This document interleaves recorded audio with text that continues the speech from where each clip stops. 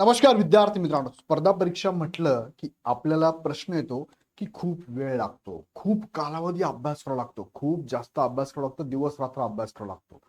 काही विद्यार्थी एवढा अभ्यास करतात, 2-3 वर्ष अभ्यास करून सुद्धा पास होत नाही. मग प्रश्न पडतो आणि मग आपण इतरांना गाईड करतो, अरे स्पर्धा परीक्षेचं काही खरं नाहीये, स्पर्धा परीक्षा देऊन काय उपयोग नाहीये, 10-10 वर्ष अभ्यास करावा लागतो. तुमचा अकॅडमिक इयरचा अभ्यास वेगळा आणि स्पर्धा परीक्षा भयंकर असते. पण विद्यार्थी मित्रांनो, तुम्हाला सांगू मी, जसा तुम्ही आजारी पडला, तुमचं दररोजचं रुटीन असतं, त्या रुटीन मधून जर तुम्हाला जरासं अस्वस्थ वाटलं, जरासं बॉडीला काय म्हणू आपण, की अस्वस्थ वाटल्यानंतर काहीतरी कमतरता वाटते, विकनेस येतो, मग तेव्हा आपण काय करतो बरं? मग आपण समजून घेतो की बॉडीमध्ये काहीतरी गडबड आहे. मग काय करतो आपण? डॉक्टरकडे जातो. अगदी तेच मी तुम्हाला इथे सांगतोय, की जसं तुमच्या लाईफमध्ये डिस्टर्बन्स आला, काही घडलं, काही गोष्टी घडल्या, अचानक अपघात झाला, काही झाला, तर डॉक्टर आपल्याला आठवतो. तसा स्पर्धा परीक्षेतला डॉक्टर कोण आहे मग नेमका? स्पर्धा परीक्षेमध्ये मी एवढा अभ्यास करतोय पण का होत नाही पास? कोण सांगेल मला? कोण डॉक्टर आहे जो माझा आजार हा बरा करेल? की मी बऱ्याचदा खूप चांगला अभ्यास करूनही परीक्षा पास होत नाही, असं कित्येक वेळा माझ्या बाबतीत घडलेलं आहे. काय करावं कळतच नाही. तेच पुस्तकं वारंवार वाचून वाचून वाचून कंटाळा आलेला आहे. काही उमेदवार मात्र कमी कालावधीमध्ये पास होतात. आत्ता अभ्यासाला लागला, माझ्या नंतर आला, सिलेक्ट पण झाला. कसं काय होतं सिलेक्ट? हा काय नेमकं हा यशाचा नेमका रस्ता कोणता आहे? सो हा व्हिडिओ शेवटपर्यंत बघा. मी काही मुद्दे तुमच्या समोर मांडतो आणि मग मला तुम्हीच सांगा, मी जे सांगितलं तुम्हाला पटतं का? मला कमेंटमध्ये नक्की कळवा, पण तत्पूर्वी हा व्हिडिओ शेवटपर्यंत व्यवस्थित बघा. मला या प्रश्नाचं उत्तर द्या. तुम्ही पास का होत नाहीये? बराच वेळेस अभ्यास करून, बराच कालावधी अभ्यास करून का होत नाही? तुम्ही वेगळी उत्तर मला द्याल, मान्य आहे. भरपूर उत्तर आहे, मला कमेंटमध्ये टाका की हे कारण, ते कारण, अशामुळे तशामुळे ह्या गोष्टी आहेत. तुम्ही का होत नाही? तुमचं उत्तर मला द्या. Yes or no or I don't know. मला माहितच नाही. येस माझ्या बाबतीत घडतंय, येस माझ्या बाबतीत घडत नाही. असं मला घडतं न घडतं पण मला काहीच कळत नाही काय चाललंय. असं काही असेल मला कमेंटमध्ये कळवा. आता तुमच्या समोर एक साखळी, एक चेन मी ठेवलेली आहे. बघा किती सुंदर आहे, एकदम मजबूत आहे, बरोबर की नाही? ही साखळी एकदम मजबूत दिसते, पण एक तुम्हाला रेड कलर साखळीमध्ये अशी टाकलेली आहे जी थोडीशी कट झालेली आहे. म्हणजे दिसताना जर का मी जर ह्या ह्या साखळीला सुद्धा कलर असाच केला असता तर कदाचित लक्षात आली नसती. आपल्याला समजतं यार, साखळी एकदम सुंदर, एकदम चांगली आहे, दमदार आहे, कडक आहे, तुटणार नाही, कधीच तुटणार नाही, खचणार नाही. पण माहितच नाही की त्या सगळ्या साखळ्या एकमेकात गुंफलेल्या आहेत. त्यातली एक जी आहे ना, ती साखळीचं थोडंसं काय झालंय, कट झालेलं आहे. म्हणजे होऊ शकतं तुम्हाला सगळं, माझा अभ्यास खूप चांगला, एकदम एकदम ओके ओके ओके ओके आहे, आणि मग मी तरी एक्झाम दिला तरी पास होत नाहीये. तिची साखळी आहे ना, तुटलेली आहे, जी जोडते सगळ्यांना, ती साखळी तुम्हाला बघता आली नाहीये. म्हणजे काय त्याला सांगायचं म्हणजे काय थोडक्यामध्ये, तर तुम्हाला विकनेस लक्षात नाही आलेला आहे. तुमच्यामध्ये कमीपणा काय आहे? डॉक्टरकडे तुम्ही गेल्यानंतर डॉक्टर काय करतो? ओके, चेक करतो, व्हायरल झालंय, तुम्हाला गोळ्या लिहून देतो, हे प्रिस्क्रिप्शन घ्या, आजारी तुम्ही बरे होऊन जाल 2 दिवसामध्ये. नाही वाटलं बरं तर परत येऊन जा. तिसऱ्या दिवशी तुम्हाला बरं नाही वाटलं, तुम्ही परत डॉक्टरकडे गेलात, परत म्हणतात डॉक्टर काही फरक पडलेला नाही. डॉक्टर परत प्रिस्क्रिप्शन घेतो, लिहून देतो, थोडा ऍडव्हान्स डोस दिलेला आहे, आता बरं वाटेल 2 दिवसांनी, नाही वाटलं तर परत या. परत 2 दिवसांनी तुम्ही गोळ्या घेऊन परत म्हणता डॉक्टर, तिसऱ्या दिवशी डॉक्टर बरं वाटत नाहीये. आता डॉक्टर तुम्हाला काय सांगतोय? अरे बाबा, आता तुम्हाला टेस्ट करावं लागेल, ब्लड टेस्ट, युरिन टेस्ट, आणि त्याच्यानंतरच्या भरपूर टेस्ट. पण ह्या 2 टेस्ट केला, ह्या 2 टेस्ट केल्या की तुम्हाला लगेच कळतंय, अरे तुला तर मलेरिया झालेला आहे. ओके, मला एक्झॅक्ट कॉज सापडला, तुला मलेरिया आहे. ओके थांब, आता ह्या 2-3-4 गोळ्या घे, 2 दिवसात तू बरा होईल, माझ्याकडे यायची गरज नाही. एवढा कॉन्फिडन्स डॉक्टरकडून आला कुठून? डॉक्टरचं म्हणणं आहे की तुझी टेस्ट मी घेतली बाबा, ब्लड टेस्ट, आणि त्यात जाणवलं मला की तुझ्यामध्ये ना ही कमतरता आहे. ही कमतरता असणाऱ्या गोळ्या माझ्याकडे आहे, ह्या गोळ्या घे, ही कमतरता दूर झाली की तुझा विकनेस हा स्ट्रेंथ मध्ये कन्वर्ट होणार. जगातलं कोणी सांगेल स्ट्रेंथ मध्ये कन्वर्ट होणार जर विकनेस लक्षात आला तर.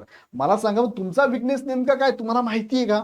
नाही माहिती तुम्हाला. तुम्ही फक्त म्हणतात हो हो, पण सांगा एक्झॅक्ट एक्झॅक्ट सांगा. 2 प्रिस्क्रिप्शन नंतर एक्झॅक्ट लक्षात आलंय, लक्षात घ्या. म्हणजे तुम्ही आतापर्यंत खूप अभ्यास करताय, पण एक्झॅक्ट तुम्ही त्या एक्झामला जे सामोरे जाताय, त्या एक्झाम मध्ये कोणत्या ठिकाणी तुम्ही वीक आहात हे तुम्हाला लक्षात येतच नाहीये, लक्षात घेतच नाहीये आपण.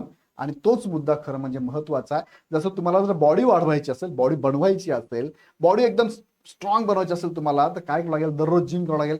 जिम केल्यानेच होईल का नुसती? नाही, तुमचं दररोजचं रुटीन तुम्हाला एकदम कॉन्स्टंट ठेवावं लागेल.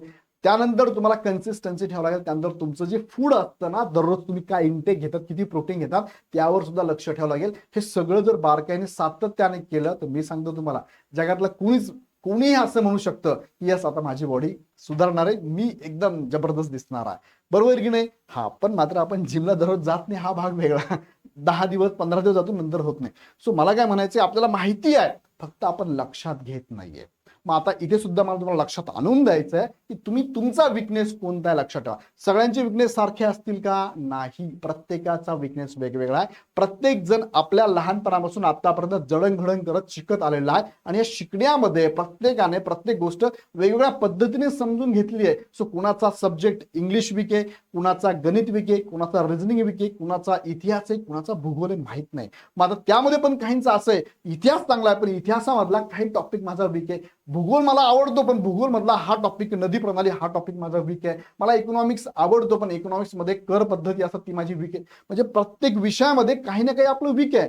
म्हणजे मला काय सांगायचं, सब्जेक्ट वीक असू शकतो, त्याच्या खालोखाल टॉपिक वीक असू शकतो, त्याच्या खाली सब टॉपिक वीक असू शकतो. सो एक्झॅक्ट कॉज तुम्हाला पकडता आला पाहिजे. डॉक्टरने एक्झॅक्ट कॉज पकडला, तुम्हाला सांगितलं तुम्ही बरे होणार. मग एक्झॅक्ट कॉज तुम्हाला पकडायचं. जसं की बघा, आपण शूच्या दुकानात गेलो, आपल्याला शूज घ्यायचे असेल तर आपण काय करतो, स्वतःवर टेस्ट करून बघतो ना, घालून बघतो, बरोबर बसतात का, ओके बसले. पण दुसरा मुद्दा हा आहे, हा कलर मला चांगला दिसतो का. तिसरा मुद्दा हा, याची कॉस्ट काय आहे, मला परवडेल का. चौथा मुद्दा, मला कशासाठी घ्यायचा आहे, उन्हाळ्यासाठी की पावसाळ्यासाठी, हिवाळ्यासाठी घ्यायचा आहे.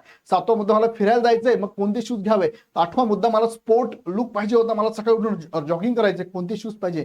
आपण शूज मध्ये दुकानात गेल्यानंतर लगेच हा तो दे पॅक कर असं करतो का? नाही. तिथे नाही आवडला, दुसरं दुकान, तिसरं दुकान, चौथं दुकान. शेवटी आपल्याला परफेक्ट बसल्याशिवाय आपण घेत नाही, टेस्ट करतो आपण स्वतःला, टेस्ट. सेम तुम्हाला मला सांगायचंय, चष्मा घेतो, घालून बघतो कितीतरी वेळा, नाही हा चांगला नाही, हा फिट आहे, ओके हा जबरदस्त, म्हणजे टेस्ट केली. तुम्हाला वॉच घ्यायचंय, कसं दिसतं, का दिसतं, ओके दिसतं का, सगळं चेक करतो आपण. तुम्हाला ड्रेस घ्यायचा लहान मुलाला, घालून बघतो की नाही आपण. त्या ड्रेस, अरे 5 वर्ष मुलगा, हा 5 वर्ष घेऊन टाक, असं होतं का? नाही नाही नाही. सो मला तुम्हाला काय सांगायचं लक्षात आलं का? मी उदाहरणासहित तुम्हाला पटवून सांगतोय, टेस्ट युअर सेल्फ. आणि ही टेस्ट, मग तुम्हाला मी सांगतो की तुमच्या स्पर्धा परीक्षांमधला महत्वाचा डॉक्टर कोण आहे? टेस्ट आहे. तो एक्झॅक्ट तुमचं कॉज सापडून देणार आहे. आणि त्याचसाठी मी तुम्हाला सांगतोय, आयोगाच्या पद्धतीवर आधारित अशा टेस्ट सिरीज द्यायलाच पाहिजे तुम्ही.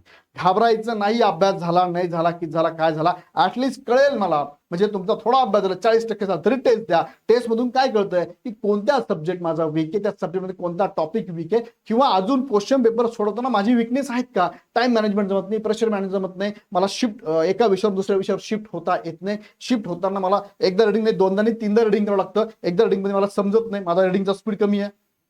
अशा बऱ्याचशा गोष्टी तुम्हाला टेस्ट शिकवत आहे.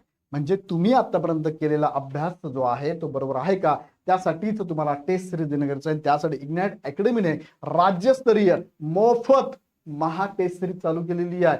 4 टेस्ट तुम्हाला मोफत असणार आहे. या 4 टेस्ट आता चालू झालेल्या आहेत. ह्या टेस्टचा उपयोग तुम्हाला होणार आहे चुका सुधारवण्यासाठी आणि रँक वाढवण्यासाठी.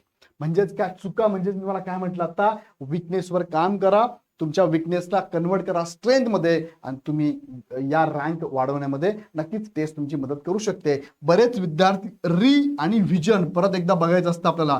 काय करतात, जे वाचतात तेच परत परत वाचत बसतात. आणि रिव्हिजन करताना जो टॉपिक वीक गेला, टेस्ट द्या, टेस्ट देऊन झाली की तुम्हाला कळतंय, अरे हा टॉपिक माझा वीक आहे, त्याच्यावर रिव्हिजन करा ना.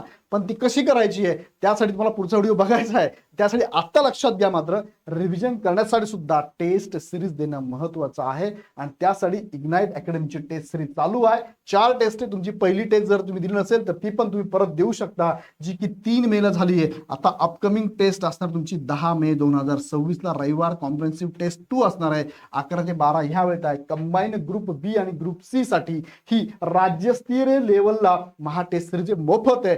ही टेस्ट सिरीज तुम्ही जॉईन करू शकता. तिसरी पण आहे 24 मेला, 5 आहे 7 जूनला. सो तुम्हाला जर ही टेस्ट हवी असेल तर खालच्या नंबरवर तुम्ही कॉल करू शकता. नाव नोंदणी करणे आवश्यक आहे. आता ही टेस्ट सिरीज तुम्ही का महत्वाची आहे तर एमपीएससीच्या धर्तीवरती आहे. प्रत्यक्ष तुम्हाला परीक्षेचं वातावरण क्रिएट करून दिलेलं आहे. मी तुम्हाला सजेशन देईल, ऑफलाईन सोडवा, ऑनलाईन अवेलेबल आहे पण ऑफलाईन सोडवा. मग ऑफलाईन टेस्ट सिरीज कुठे कुठे तुम्हाला आहे, पुण्याला अवेलेबल आहे, नाशिकला आणि छत्रपती संभाजीनगरला. तुमच्या जवळपास जो जिल्हा जे सेंटर असेल त्या ठिकाणी जाऊन तुम्ही टेस्ट नक्कीच द्या आणि हा अनुभव घ्या. ह्या 4 टेस्ट तुम्ही देऊ शकता ऑफलाईन, ऑनलाईन सुद्धा अवेलेबल. पण माझा आग्रह आहे तुम्हाला ऑफलाईन द्या. कशी घ्यायची टेस्ट सिरीज तर हा गुगल फॉर्म लिंक आहे, याच्यावरती हा स्कॅन करा, याच्यावर माहिती भरा, आमच्याकडे पाठवा, तुमचं रजिस्ट्रेशन होऊन जाईल. अदरवाईज तुम्ही ह्या नंबरला कॉल करून विशेष माहिती घेऊ शकता. बघा, गुगल फॉर्म भरून तुम्ही करू शकता किंवा तुम्हाला नंबर पण दिला त्या नंबरला सुद्धा तुम्ही हा कॉल करून माहिती घेऊ शकता. सो एक्झॅक्ट तुम्हाला समजलं का तुम्ही का पास होत नाही, तर तुमचा जो योग्य डॉक्टर आहे ना, तो डॉक्टरकडे तुम्ही जायला पाहिजे, गेलं पाहिजे, तो सांगेल. तो टेस्ट द्या, स्वतःला चेक करा, एक्झॅक्ट कॉज लक्षात घ्या, विकनेस लक्षात घ्या, विकनेसवरती काम करा, त्याला स्ट्रेंथमध्ये कन्व्हर्ट करा. जगातलं कोणी सांगेल तुम्हाला आता तुम्ही एक्झाम पास होणार आहात. ही छोटीशी गोष्ट आहे, नक्कीच करा, नक्कीच तुम्ही पास व्हाल. यासाठी काही मदत लागली तर आम्हाला कळवा. व्हिडिओ आवडला लाईक करा, सगळ्यांना शेअर करा आणि ह्या महत्वाच्या गोष्टी अपडेट बघण्यासाठी चॅनल सबस्क्राईब करून बेल आयकॉन क्लिक करा. पुन्हा व्हिडिओ आपण नेक्स्ट व्हिडिओमध्ये. धन्यवाद.